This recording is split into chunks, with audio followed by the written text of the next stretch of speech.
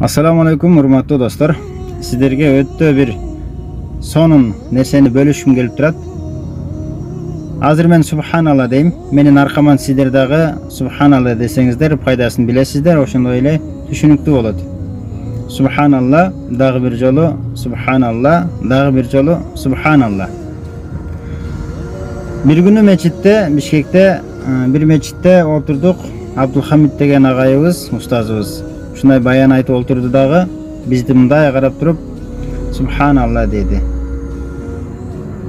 Анан айтты, бар жоңуздар эми субханалла деңиздер деди. 30-40 чактуу адам отурат элек, бар жогубуз субханалла дедик.